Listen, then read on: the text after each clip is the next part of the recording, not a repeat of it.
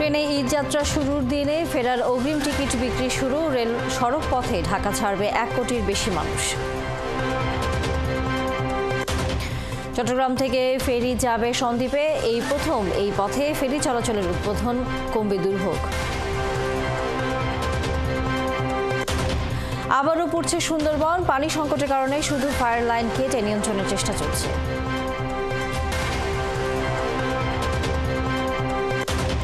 এরদোয়ানের পদত্যাগের দাবিতে উত্তাল তুরস্ক, বিরোধী দলের নেতা একরেম ইমামোগলু কারাগারে। ভারতের বিপক্ষে এবার আর সেট পিস থেকে হতাশ নয় বাংলাদেশ, হামজার আন্তরিকতায় মজবুত টিম বন্ডিং।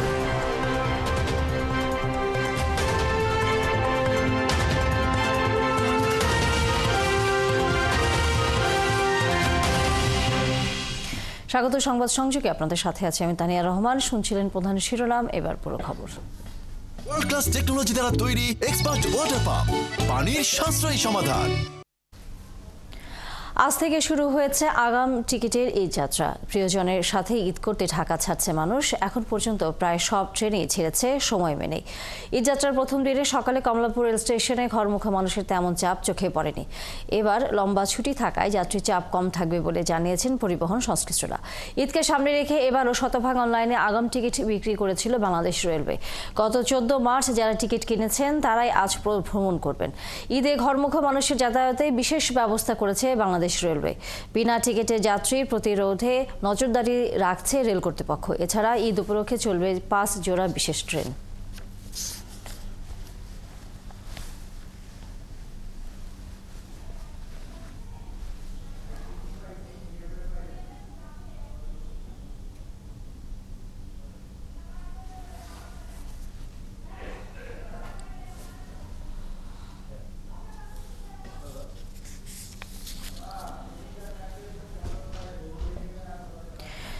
পবিত্র ঈদ উল ফিতর উপলক্ষে প্রায় 2.25 কোটি মানুষ বৃহত্তর ঢাকা ছাড়বে। তারা ঢাকা, গাজীপুর ও নারায়ণগঞ্জ মহানগর সহ ঢাকা বিভাগের বিভিন্ন জেলায় স্থায়ী অস্থায়ী বাসিন্দা। বিপুল সংখ্যক মানুষের 60% যাবে সড়ক পথে। এই হিসেবে এবার সড়ক পথে ঈদ যাত্রী সংখ্যা মোট 1,62,62,000। নাগরিক সংগঠন, নৌ সড়ক ও রেলপথ রক্ষা জাতীয় কমিটি এবং ঢাকার গণমাধ্যম কর্মীদের সংগঠন shipping and communication reporters forum Eid পূর্ব যৌথ পর্যবেক্ষণ প্রতিবেদনে এই তথ্য প্রকাশ করেছে।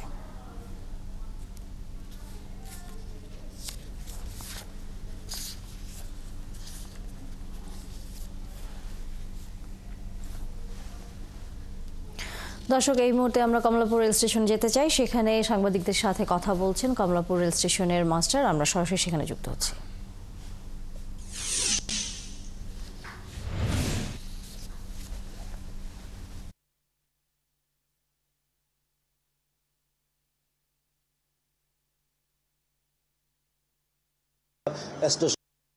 নিরাপত্তার ব্যবস্থা হয়েছে, আমাদের সবাই কাজ করতেছে।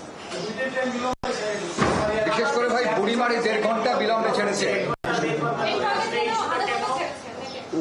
আমাদের এমন চিত্র, বিষয়টি একটু বলবেন।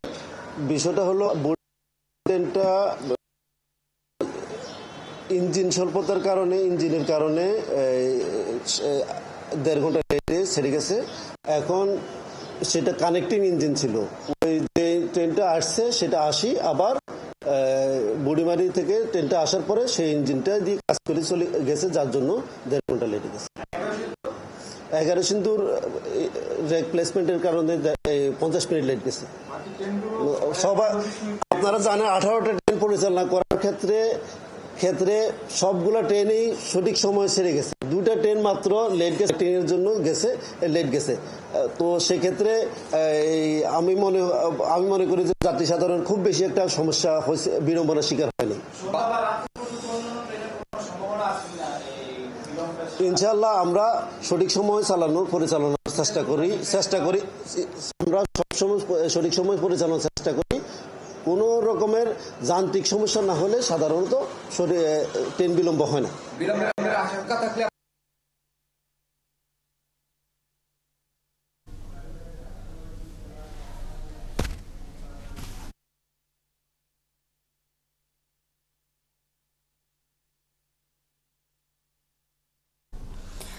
দর্শক, আমরা এতক্ষণ সরাসরি কমলাপুর রেল স্টেশনে যুক্ত ছিলাম। চট্টগ্রাম সন্দ্বীপ সাগর পাড়ে প্রথমবারের মতো ফেরি সার্ভিস চালু হয়েছে। সীতাকুণ্ড, বাঁশবাড়িয়া, সন্দ্বীপ, গুপ্তছড়া ঘাটে সকালে এর উদ্বোধন করেন নৌপরিবহন মন্ত্রণালয়ের উপদেষ্টা ডক্টর এম সাখাওয়াত হোসেন। এই ফেরি সার্ভিস চালুর মাধ্যমে সাগর পারাপারে দীর্ঘ ভোগান্তি থেকে মুক্তি পেল সন্দ্বীপের মানুষ। এছাড়া bus, truck, tank lorry, mini bus, private car সহ সব ধরনের যানবাহন চলাচল করার সুযোগ সৃষ্টি হওয়ায় সন্দ্বীপবাসীর জীবনযাত্রার মান ও অর্থনৈতিক সক্ষমতা বৃদ্ধি পাবে। এ সময় উপদেষ্টা মোহাম্মদ ফজলুল কবির খান, সৈয়দ রেজওয়ানা হাসান, ফারুকি আজম বীর প্রতীক, অধ্যাপক ডক্টর বিধান রঞ্জন রায় পোদ্দার এবং ফরিদা আক্তার উপস্থিত ছিলেন। এ উপলক্ষে সন্দ্বীপ উপজেলা পরিষদ প্রাঙ্গণে আয়োজিত সমাবেশে ভার্চুয়ালি যোগ দেবেন প্রধান উপদেষ্টা doctor Mohammad Yunus.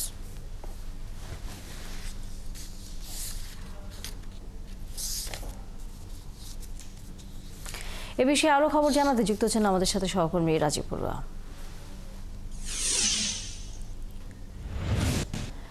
Rajib, ferry service উদ্বোধন করা হয়েছে, এরপর আর কি কি সেখানে আনুষ্ঠানিকতা আছে? তানি, আমরা এখন আছি সন্দ্বীপে।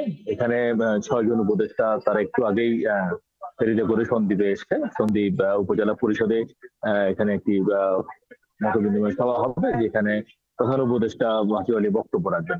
এবং এর আগে সকাল 8:30টায় নৌ উপদেষ্টা সাখাওয়াত এবং অন্য আরো 5 উপদেষ্টাকে নিয়ে ফেরি যে চলাচল সেটি উদ্বোধন করলেন চট্টগ্রাম অংশে। অর্থাৎ চট্টগ্রামের যে সীতাকুণ্ডের বাঁশবাড়িয়া ঘাট, সেই বাঁশবাড়িয়া ঘাটে প্রথমে উদ্বোধন করলেন। এরপরে 1 ঘন্টা 15 মিনিট এই সমুদ্র পথের যাত্রা, সেই যাত্রা করে এসে এখান থেকে প্রায় 30 মিনিট আগে আমরা সন্দ্বীপের গুপ্তচড়া ঘাটে এসে পৌঁছেছি। এবং ওখানে নেমে আরেক দফা উদ্বোধন করা হয়েছে। এবং এরপরেই গুপ্তচড়া ঘাট থেকে সন্দ্বীপ উপজেলা পরিষদের যে কমপ্লেক্স, সেখানে সবাই এসছেন এবং এখানে একটি মত বিনিময় সভা হবে। এবং আপনি জানেন যে এই চট্টগ্রাম থেকে সন্দ্বীপের যে 18 কিলোমিটার সমুদ্র পথ, এই সমুদ্র পথে আগে সবসময় নৌকা অথবা কাঠের যে ট্রলার, সেই ওদের মাধ্যমে কিন্তু আসলে আসা যাওয়া হতো এবং মানুষের এক ধরনের অবর্ণনীয় কষ্ট ছিল। বিশেষ করে ভাটার সময় মানুষ কাদা পানি মারিয়ে কিন্তু তারা বোটে উঠতে হতো এবং ওই পারে নেমে কি পানি এবং কাদা মারিয়ে বা তাদেরকে যেতে হতো। ফলে সরাসরি আসলে যাওয়ার যে পদ্ধতি বা যানবাহন, সেটি আসলে ছিল না। তো আজকে প্রথম এখানে ফেরি চলাচল যুক্ত হলো এবং এখানকার মানুষ বলছেন যে এই ফেরি চলাচলের মাধ্যমে তাদের যে অর্থনৈতিক যে উন্নয়ন, সেটি আসলে তাদের জীবনযাত্রার মান সেটি আসলে বাড়বে। ধন্যবাদ রাজীব বড়ুয়া। আমরা নিশ্চয়ই ফিরবো যখন প্রধান উপদেষ্টা এই আনুষ্ঠানিকতার মধ্যে যুক্ত হবেন। ধন্যবাদ আপনাকে। রূপগঞ্জ অংশের যানজট এখন গলার কাটা, তাই ঈদে ভোগান্তি কমাতে উপজেলা প্রশাসনের উদ্যোগে শতাধিক শিক্ষার্থী ও স্বেচ্ছাসেবী কাজ করছে ট্রাফিক নিয়ন্ত্রণে। পাশাপাশি তারা সবাইকে সড়কের নিয়ম মেনে চলতে বাধ্য করছেন। এতে দুর্ভোগ অনেকটা কমছে বলে দাবি উপজেলা নির্বাহী কর্মকর্তা। রিয়াজ হোসেনের তথ্যছবিতে বিস্তারিত। শিক্ষার্থীদের বাঁশি, লাঠি আর হাতের ইশারায় চলছে যানবাহন। বাস, মাইক্রোবাস, মোটরসাইকেল ও রিকশা সবই চলছে তাদের ইশারায়। নিয়ম না মানলে তারা পৌঁছে দিচ্ছেন আইন শৃঙ্খলা বাহিনীর কাছে। এই চিত্র ঢাকা সিলেট মহাসড়কের রূপগঞ্জের অংশের, যেখানে স্বেচ্ছাসেবী হিসেবে উপজেলা প্রশাসনের সহযোগিতায় কাজ করছে বিভিন্ন শিক্ষা প্রতিষ্ঠানের শিক্ষার্থীরা। ঈদের আগ মুহূর্ত পর্যন্ত রাস্তায় কাজ করব, যাতে মানুষ রাস্তাঘাটে খুব সুন্দরভাবে ভোগান্তি ছাড়া চলাফেরাটা করতে পারে। আমরা এখানে মোট 20 জনের মতন কাজ করতেছি। শিক্ষার্থীরা জানান, অবৈধ সিএনজি স্ট্যান্ড, ব্যাটারি চালিত রিকশা স্ট্যান্ড, যত্রতত্র বাস থামিয়ে যাত্রী ওঠানামার কারণে চতুর্মুখী গাড়ির চাপ দেখা দেয় সিগন্যালগুলোতে। এর সঙ্গে যুক্ত হয় শিল্প কারখানার শ্রমিকদের চলাচলের চাপ। এখন তারা এই অনিয়মগুলোর বন্ধের চেষ্টা করছেন। সবার ঈদ যাত্রা যেন সুন্দর হয় এবং রাস্তা যেন প্রপারলি ক্লিয়ার রাখতে পারি। গাউসিতে অনেক জ্যাম থাকে, এই জন্য আমরা জ্যাম ক্লিয়ার রাখার জন্য এখানে দায়িত্ব পালন করতেছি। শিক্ষার্থীদের এই কাজে সন্তোষ প্রকাশ করছেন বিভিন্ন যানবাহনের চালক ও যাত্রীরা। এই জায়গায় সবসময় জ্যাম থাকে, এখন ছাত্র কারণে ছাত্রদের জন্য এই জায়গা ক্লিয়ার থাকে। ছাত্ররা যে যানজটের জন্য কাজ করতেছে, এটা অবশ্যই খুব গুরুত্বপূর্ণ এবং ভালো কাজ। মানে যানজট নাই, রাস্তাঘাট ক্লিয়ার থাকে। যানজট নিরসনে সহায়তা করার জন্য শিক্ষার্থীদের ধন্যবাদ জানান রূপগঞ্জ থানার ভারপ্রাপ্ত কর্মকর্তা। আমাদের সবার উদ্দেশ্যটা এক, জনগণের সহায়তা করা, জনগণের কিভাবে দুর্ভোগ লাঘব হবে।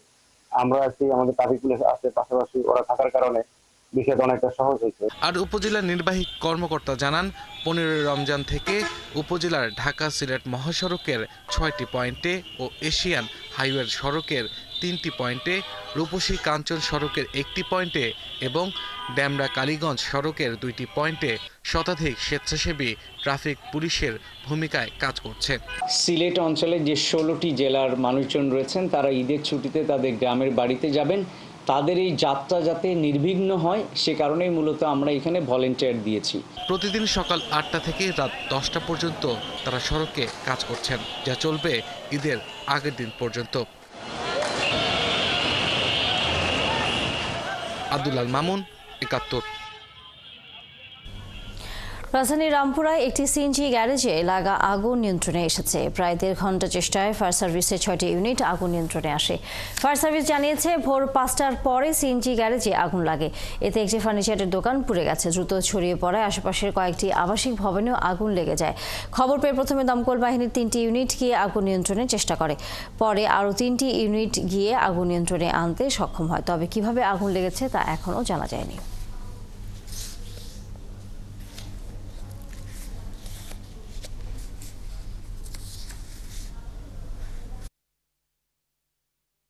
গাড়ি ছিল আমাদের গ্যারেজে, অনেক মালিকের একটা দুটা করে 5টা 10টা করে গাড়ি, এই গাড়িগুলো সব পুড়ে গেছে। আমাদের 10 ব্যারেল মোবিল ছিল, স্পেয়ার পার্টস ছিল, অনেক কিছু ছিল। আমাদের বড় ক্ষতি হয়েছে। আমাদের যে আজকে যে ক্ষতি হয়েছে সেই ক্ষতি মুখের ভাষায় বলা সম্ভব না, কথা বলতে গেলে কান্না আসে। একদম নিঃস্ব আমরা, অনেক কিছুই নেই। এই যে আমরা ঈদের জন্য অনেক মাল উঠে রেখেছিলাম, হ্যাঁ, যে ঈদের পরে কারখানা বন্ধ থাকবে, এগুলো আমরা বিক্রি করবো। হ্যাঁ, আমরা অনেক ক্ষয়ক্ষতি হয়ে গেছে। এটাই আমার সবকিছু ছিল, ওনার এটাই কিচ্ছু নাই। একবার রাস্তায় একবার আমি দেখবে খাইতে পারবো, এটা আমার কাছে নাই, একবারে সব শেষ হয়ে গেছে।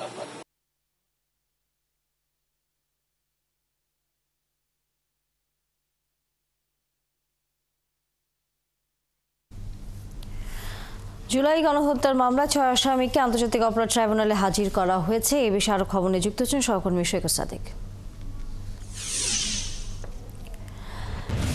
সৈকত, আজকে শুনানিতে কাদেরকে হাজির করা হয়েছে এবং তাদের বিরুদ্ধে অভিযোগ সম্পর্কে পর্যবেক্ষণ কি দিচ্ছে আদালত?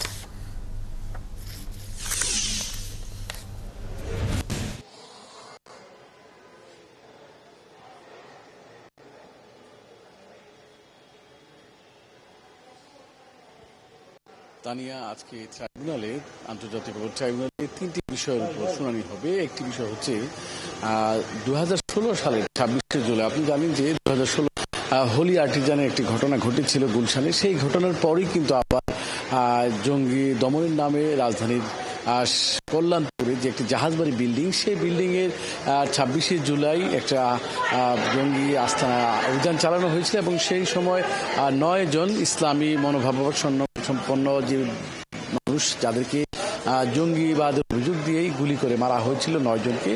সেই ঘটনায় কিন্তু তৎকালীন যে আইজি ছিল, সাবেক আইজি শহীদুল হক, এবং তখনকার যে ডিএমপি কমিশনার ছিল আসাদুজ্জামান মিয়া এবং মিরপুরের ডিসি জসিমউদ্দিন মোল্লা, এই 3 জনকে কিন্তু আজকে ট্রাইব্যুনালে গ্রেপ্তার দেখানোর জন্য হাজির করা হয়েছে। গত 6 মার্চ তাদের বিরুদ্ধে গ্রেপ্তারি পরোয়ানা জারি করা হয়। সকাল 10:45টার দিকে কিন্তু ট্রাইব্যুনালে তাদেরকে হাজির করা হয়। ট্রাইব্যুনালের হাজতখানায় তাদেরকে রাখা হয়েছে। এর পাশাপাশি জুলাই আগস্টের যে ছাত্র জনতার গণ অভ্যুত্থান, সেই ঘটনায় যখন রামপুরার একটি আলোচিত ঘটনা ছিল যে একটি নির্মাণাধীন ভবন, সেই ভবনের কার্নিশে ঝুলে থাকা একটি ব্যক্তিকে যখন পুলিশে গুলি করার পর তিনি জীবিত বেঁচে যান, সেই ঘটনায় কিন্তু 2 জন পুলিশ সদস্যকে নিয়ে আসা হয়েছে। সেই ঘটনায় এর পাশাপাশি মিরপুরের যে দারুসালাম জোনের যে এডিসি মইনুল ইসলাম, তাকেও নিয়ে আসা হয়েছে জুলাই আগস্টের ঘটনায়। মোট এই 3টি ঘটনায় কিন্তু আজকে তাদেরকেই শুনানি হবে আন্তর্জাতিক অপরাধ ট্রাইব্যুনালে। ইতিমধ্যে কিন্তু ট্রাইব্যুনালের চেয়ারম্যান সহ অন্য সদস্যরা এসেছেন এবং হয়তো কিছুক্ষণের মধ্যে এই বিষয়ে শুনানি হবে।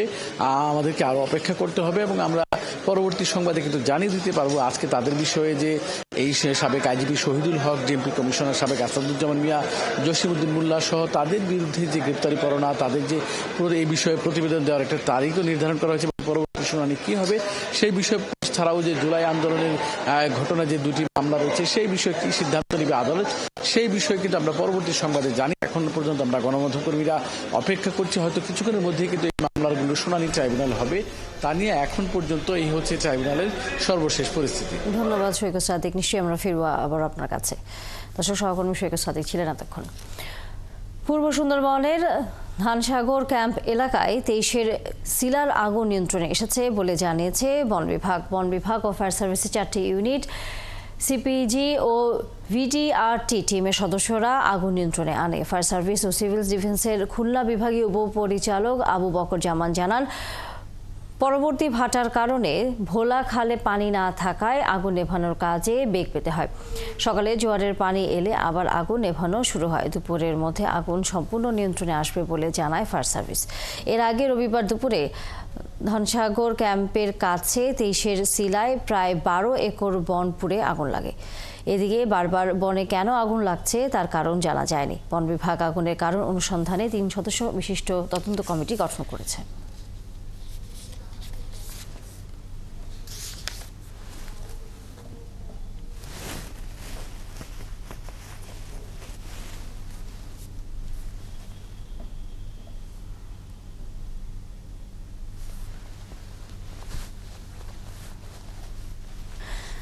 যাত্রাবাড়ী থানার ওবায়দুল হত্যা মামলায় সাবেক প্রতিমন্ত্রী জুনায়েদ আহমেদ পলককে 4 দিনের রিমান্ড মঞ্জুর করেছে নিম্ন আদালত। এছাড়া সাবেক মন্ত্রী কামরুল ইসলামকে রামপুরা থানার হত্যা মামলায় গ্রেফতার দেখানো হয়েছে।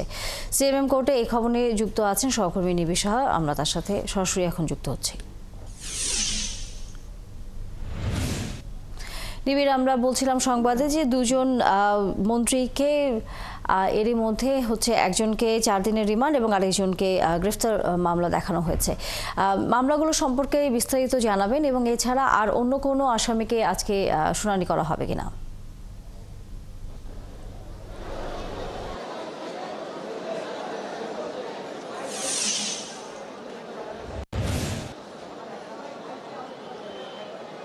তানি আসলে আবারও ফের রিমান্ডে নেওয়া হলো সাবেক প্রতিমন্ত্রী জুনায়েদ আহমেদ পলককে, যিনি আইসিটি মন্ত্রণালয়ের দায়িত্বে ছিলেন, এবং তাকে আজকে যে মামলায় রিমান্ডে নেওয়া হয়েছে সেটি হলো যাত্রাবাড়ী থানার কাজলা এলাকায় গত 5 আগস্ট অর্থাৎ 2024-এর 5 আগস্ট একটি পুলিশের গুলিতে মারা যান সিএনজি চালক ওবায়দুল। সেই হত্যার ঘটনায় তার স্ত্রী বাদী হয়ে যে মামলাটি দায়ের করেছিলেন, সেই মামলায় আসলে সেই মামলাটিতেই জুনায়েদ আহমেদ পলককে 7 দিনের রিমান্ড আবেদন করে পুলিশ। পরবর্তীতে শুনানি শেষে বিচারক তার 4 দিনের রিমান্ড মঞ্জুর করেন এবং অপর 2টি মামলায় যে একই থানার অর্থাৎ যাত্রাবাড়ী থানার অপর 2টি মামলায় তাকে গ্রেপ্তার দেখানোর আদেশ দেন। এবং এর সাথেই আমরা দেখেছি যে সাবেক খাদ্যমন্ত্রী কামরুল ইসলাম, পাশাপাশি সাবেক শিল্প প্রতিমন্ত্রী কামাল আহমেদ মজুমদারকেও কিন্তু আসলে আদালতে নিয়ে আসা হয় এবং তাদেরকে কিন্তু কামাল আহমেদ মজুমদার এবং কামরুল ইসলাম এই 2 জনকে রামপুরা থানার একই হত্যা মামলায় কিন্তু 2 জনকে গ্রেপ্তার দেখানো হয়েছে। এবং জানিয়ে রাখি যে আসলে আমরা কথা বলেছিলাম আইনজীবীদের সাথে, আইনজীবীরা যেমনটি জানিয়েছেন যে এই যে হত্যা মামলা, ওবায়দুল হত্যা মামলা, যে হত্যা মামলায় জুনায়েদ আহমেদ পলককে 4 দিনের রিমান্ডে নেওয়া হয়েছে, এই হত্যা মামলায় রাষ্ট্রপক্ষের আইনজীবীরা যারা ছিলেন তারা কিন্তু আদালতে জোর দিয়ে বলার চেষ্টা করলেন এই হত্যাকাণ্ডে প্রত্যক্ষ না হলেও পরোক্ষভাবে কিন্তু আসলে জুনায়েদ আহমেদ পলক কিন্তু জড়িত। এবং আসামি পক্ষের অর্থাৎ জুনায়েদ আহমেদ পলকের আইনজীবীরা যারা ছিল তারা কিন্তু সেখানে বলেছেন যে আসলে যে 5 আগস্ট সেদিন কিন্তু জুনায়েদ আহমেদ পলক সংসদ ভবনের ভেতরে কিন্তু তিনি বন্দী অবস্থায় ছিলেন এবং তার নিজেরই প্রাণ নাশের হুমকি ছিল, যার কারণে কিন্তু আইনজীবীরা আদালতে বলেছেন যে আসলে সেই অবস্থায় থেকে এই যে তারা এই হত্যাকাণ্ডে কোনো প্রমাণ তারা দেখছেন না, কোনো দিক তারা দেখছেন না, এই জন্যই কিন্তু তারা আসলে রিমান্ড বাতিল করে তার জামিনের আবেদন করেন। কিন্তু আসলে বিচারক তার জামিন আবেদন না মঞ্জুর করে তাকে 4 দিনের রিমান্ডে পাঠিয়েছে। এবং যেমনটি বলছিলাম যে সাবেক শিল্প প্রতিমন্ত্রী কামাল আহমেদ মজুমদার এবং কামরুল ইসলাম এই 2 জনকে গ্রেপ্তার দেখানো হয়েছে রামপুরা থানার মামলা। এবং আরেকটি বিষয় যেটি কামাল আহমেদ মজুমদারের পুত্রবধূ, তিনি গুলশান থানায় একটি হত্যা চেষ্টা মামলা দায়ের করেছেন তিনজনের নামে, কামাল আহমেদ মজুমদার, তার স্ত্রী এবং তার ছেলে, এই তিনজনের নামে। তো সেই হত্যা চেষ্টা মামলাতেও কিন্তু আসলে কামাল আহমেদ মজুমদারকে আলাদা কোর্টে তোলা হয়েছিল এবং তাকে তোলার পর তাকে গ্রেপ্তার দেখানোর আবেদন করে পুলিশ এবং আদালত গ্রেপ্তার দেখানোর নির্দেশ দিয়েছেন। তো সবকিছু মিলিয়ে যদি বলা যায় যে আসলে সকাল থেকে কিন্তু এই কয়েকজনকে আদালতে তোলা হয়েছে, আর নতুন করে কিন্তু কাউকে তোলা হবে না বলে আমরা জানতে পেরেছি। এবং এদের সাথে কিন্তু ঢাকা উত্তর সিটি কর্পোরেশনের সাবেক মেয়র আতিকুল ইসলাম, তাকেও কিন্তু আদালতে তোলা হয় এবং তাকে বাড্ডা থানার একটি হত্যা মামলায় তাকে গ্রেপ্তার দেখানো হয়েছে। এবং সবকিছু মিলিয়ে যদি বলা যায় যে এই চারজন, সকাল থেকে মোট 5 জন সাবেক এমপি, মন্ত্রী এবং মেয়রকে কিন্তু আদালতে তোলা হয় এবং তাদের বিভিন্ন থানার মামলায় তাদেরকে গ্রেপ্তার দেখানো হয় এবং জুনায়েদ আহমেদ পলককে রিমান্ডে পাঠানো হয়। অসংখ্য ধন্যবাদ নিবেশা। নিশ্চয়ই আমরা ফিরবো আবারও আপনার কাছে যদি নতুন কোনো তথ্য এসে থাকে। দর্শক সহকর্মী নিবেশা ছিলেন এতক্ষণ আমাদের সাথে। ভোলার শশীভূষণ বাজারে ঈদের কেনাকাটা করতে এসে একটি দোকানে মোবাইল দিয়ে চার্জ দিতে গিয়ে ধর্ষণের শিকার হয়েছেন 16 বছর বয়সী এক কিশোরী। শনিবার বিকেলে ওই কিশোরী ঈদের কেনাকাটা করতে এলে তার ব্যবহৃত মুঠোফোনে চার্জ চলে যাওয়ায় শশীভূষণ মাছ বাজারের ব্যবসায়ী সুমনের দোকানে চার্জ দিতে যান। এ সময় ব্যবসায়ী সুমন ওই কিশোরীকে তার দোকানের পেছনে শয়নকক্ষে নিয়ে ফোন চার্জ দিতে বলেন। এর কিছুক্ষণ পরেই রফিকুল ইসলাম তার বন্ধু স্বাধীনকে পাহারায় রেখে কিশোরীকে জোরপূর্বক ধর্ষণ করে। শশীভূষণ থানার ওসি তারিক হাসান রাসেল জানান, এই ঘটনায় ভিকটিম বাদী হয়ে মামলা দায়ের করেন। পুলিশ ঘটনার সাথে জড়িত রফিকুল ইসলামকে গ্রেফতার করে আদালতে পাঠানো হয়েছে। এছাড়া ওই কিশোরীকে মেডিকেল পরীক্ষার জন্য ভোলা সদর হাসপাতালে পাঠানো হয়েছে বলেও জানান তিনি।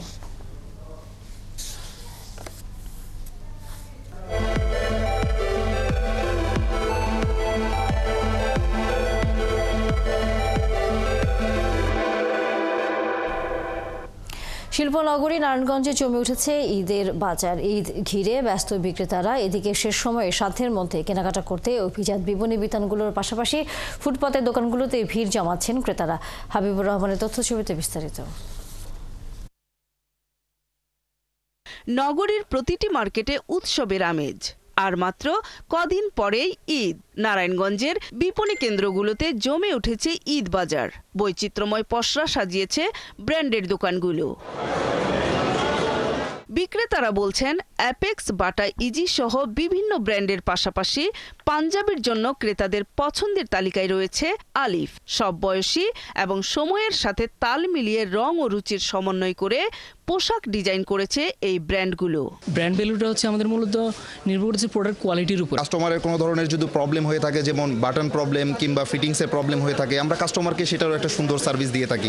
এদিকে ক্রেতারা বলছেন, তারা স্বাদ ও সাধ্যের মধ্যে পরিবার পরিজনদের পছন্দের পোশাক কিনছেন। ওনাদের পাঞ্জাবিগুলো পরে খুবই আরামদায়ক। গরমের জন্য, সামার সিজনের জন্য বেশ আরামদায়ক, সুতরাং এটাকে মাথায় রেখেই আমরা কেনাকাটা করি। ক্রেতারা আরও জানান, গত বছরের তুলনায় সব ধরনের পোশাকের দাম বেশি। পাশাপাশি বাড়তি ভ্যাট কিছুটা চাপে ফেলছে এমনও দাবি তাদের। ঘোরাঘুরি করছি কিন্তু ওইভাবে বাচ্চাদের এখন তো কিনে দিতে পারতাছি না। দাম দেখে অলরেডি আমরা ফিরতে এসে পড়ছি। একজনের লেগে কিনছি আর 2 জন ব্যাগ। আলিফের লিবাস অফ তাকুয়া পাঞ্জাবি নিয়ে উদ্যোক্তা মাহবুব খান বলেন, দেশের টাকা দেশেই থাকবে, এই লক্ষ্যে তারা কাজ করছেন। খুব উন্নত মানের হাতের কারচুপি, দারচুচি, এই ধরনের অনেক ধরনের কাজ আছে। এমব্রয়ডারি, কন্ট্রাস্ট, আপনার হিউজ ভ্যারাইটি ভেরিয়েশন দেখতে পাবেন। ঈদে পোশাক প্রসাধনীর পাশাপাশি আতর সুগন্ধির বেচাকেনাও ভালো হচ্ছে বলে জানান বিক্রেতারা। নূর তাজমিন নীর, ৭১। দেশব্যাপী প্রেসিডেন্ট এরদোয়ান বিরোধী বিক্ষোভের মাঝে ইস্তাম্বুলের মেয়র এবং তুরস্কের প্রধান বিরোধী দল রিপাবলিকান পিপলস পার্টির নেতা এক্রেম ইমামোগলুকে কারাগারে পাঠানো হয়েছে। আগামী নির্বাচনে ইমামোগলু তুরস্কের প্রেসিডেন্ট রিসেপ তাইয়েব এরদোয়ানের একজন প্রধান প্রতিদ্বন্দ্বী। এদিকে হাজার হাজার বিক্ষোভকারীদের পাশাপাশি ইউরোপের নেতারাও ইমামোগলুকে আটক করার ঘটনাকে রাজনৈতিক উদ্দেশ্য প্রণোদিত হিসেবে আখ্যা দিয়েছে। বিস্তারিত মনিরুজ্জামান বাবুর প্রতিবেদনে। গেল 1 দশকেরও বেশি সময়ের মধ্যে এরদোয়ান বিরোধী সবচেয়ে বড় বিক্ষোভ চলছে তুরস্কে। গত বুধবার দুর্নীতি ও একটি সন্ত্রাসী গোষ্ঠীকে সহায়তা সহ বেশ কিছু অভিযোগে তুরস্কের প্রধান বিরোধী দল রিপাবলিকান পিপলস পার্টি সিএইচপির নেতা ও ইস্তাম্বুলের বর্তমান মেয়র এক্রেম ইমামোগলুকে আটক করে তুর্কি কর্তৃপক্ষ। এই ঘটনায় দেশটিতে ব্যাপক বিক্ষোভ শুরু হয়, যা গত কয়েকদিন ধরে অব্যাহত রয়েছে। এদিকে চলমান বিক্ষোভের মধ্যে ইমামুলকে কারাগারে পাঠানোর নির্দেশ দেওয়া হয়েছে। আদালত জানিয়েছে দুর্নীতির তদন্তের অংশ হিসেবে ইমামুলু ও আরও অন্তত ২০ জনকে কারাদণ্ড দেওয়া হয়েছে। আদালতের রায় জানার পর হার না মানার অঙ্গীকার করেছেন ইমামুলু। তার বিরুদ্ধে আনা সমস্ত অভিযোগ অস্বীকার করে তিনি বলেছেন, দেশের গণতন্ত্রের উপর লেপে দেওয়া এই কালিমা মুছে ফেলা হবে। হাতে হাত রেখে একতাবদ্ধ হয়ে এই লড়াই করতে হবে বলে জানান তিনি। নাগরিকদের ইমামুলুর প্রতি সমর্থন দেখানোর জন্য তুরস্ক জুড়ে প্রতীকী সংহতি বাক্স রাখা হয়েছে। ব্যালটের মতো সেখানে জনগণ তাদের এই নেতার প্রতি সমর্থন জানাতে পারবেন। এদিকে চলমান বিক্ষোভে দেশটির ৮১টি প্রদেশের অন্তত ৫৫টিতে বিক্ষোভকারীরা পুলিশের সঙ্গে সংঘর্ষে জড়িয়েছে। শুধু ইস্তাম্বুলেই ৩ লাখেরও বেশি মানুষ প্রতিবাদে অংশ নিয়েছেন বলে দাবি করেছে সিএইচপি। ৩০০ জনেরও বেশি বিক্ষোভকারীকে গ্রেপ্তার করা হয়েছে। এদিকে তুরস্কের প্রেসিডেন্ট এরদোয়ান বিক্ষোভের নিন্দা জানিয়ে বলেছেন, সিএইচপি দেশের শান্তি বিঘ্নিত করার চেষ্টা করছে। এক্রেম ইমামোগলু ২০১৯ সালে প্রথমবার ইস্তাম্বুলের মেয়র নির্বাচিত হন, যা এরদোয়ানের দল একে পার্টির জন্য একটি বড় পরাজয় ছিল। ইমামোগলুর এই বিজয় এরদোয়ানের রাজনৈতিক ক্যারিয়ারের জন্য একটি বড় আঘাত হিসেবে দেখা হয়।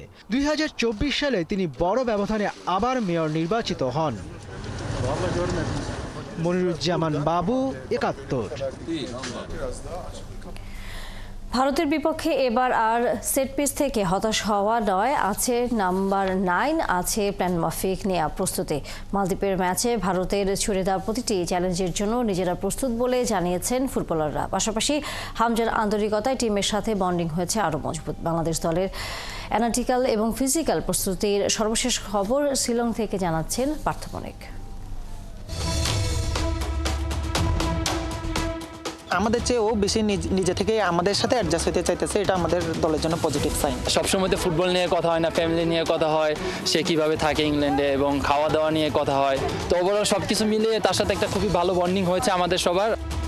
বাহ, এই না হলে Hamza English premier league star, জিতেছেন এফএ কাপ শিরোপা, থাকেন ইংল্যান্ডে, কিন্তু ইগো একদম জিরো। এক সপ্তাহ হয়নি ইব্রাহিম তপুদের সাথে ভাব জমিয়ে ফেলেছেন, হয়ে উঠেছেন তাদের একজন। আর এর মধ্য দিয়ে হামজার টিমে সিঙ্ক করা নিয়ে যে দুশ্চিন্তা ছিল ভারত ম্যাচের আগে, সেটাও একদম উধাও। তবে ম্যাচের রেজাল্ট কি আর তারকা দেখে হয়? ছেত্রী আপুইয়াদের সাথে টক্কর, মালদ্বীপের বিপক্ষে তাদের 3 গোলের ধরন বাংলাদেশের টেবিলে অ্যানালাইসিসের অনেক রসদ এনে দিয়েছে। মালদ্বীপের ম্যাচে ভারতের 3 গোলের 2টাই ছিল কর্নার থেকে, তৃতীয়টাও অনেকটা ফ্রি-কিক আদলে এসেছে। অন্যদিকে বাংলাদেশ সেট পিসে গোল দেয়া আর গোল হজম না করা, এই দুটোকেই এখনো নিজেদের স্ট্রং জোনে আনতে পারেনি। 2019-এর সল্ট লেকে জেতা ম্যাচ, সেটাও সেট পিস থেকে আদিল খানের গোলে হাত ছাড়া হয়। লিস্টন ছেত্রীদের মতো ফরওয়ার্ডরা তো আছেনই, ওদের ডিফেন্স থেকে উঠে রাহুল ভেকিও হেডে একের পর এক গোল করে যাচ্ছেন। বাংলাদেশেরও ডিফেন্সে তপু বর্মন আছেন, তিনি কতটা রেডি সেট পিসকে কাজে লাগাতে? তাদের অনেক ভালো ভালো প্লেয়ার আছে, সুনীল শেট্টি বলেন, জিঙ্গান বলেন, রাহুল ভেকে বলেন। রাহুল ভেকে লাস্ট ম্যাচেও গোল করেছে। তো আমাদের মনোযোগী হতে হবে এবং 100% দিয়ে কনসেন্ট্রেট রাখতে হবে। আর যেটা বললেন যে সেট পিসে পজিটিভ, যেটা আপনার আমি ঘরোয়া লিগে আপনার প্রায় 7টা গোল করেছি, তো অবভিয়াসলি এইটা আমাকে একটু মোটিভেটেড করে যেন আমি এই ম্যাচেও যেন দেশের জন্য গোল করতে পারি। এটা আমার একটা টার্গেট থাকবে। আর একটা টার্গেট থাকবে যেন গোল কনসিড না করি। গোলের খেলায় যদি গোল না করা যায়, তাহলে যোগবনিত হোক কিংবা সাম্বা, কোনো কারিকুরি দিয়েই ভক্তদের মন ভরানো যায় না। কিন্তু বাংলাদেশের ওই নাম্বার 9 পজিশনেই হাহাকার।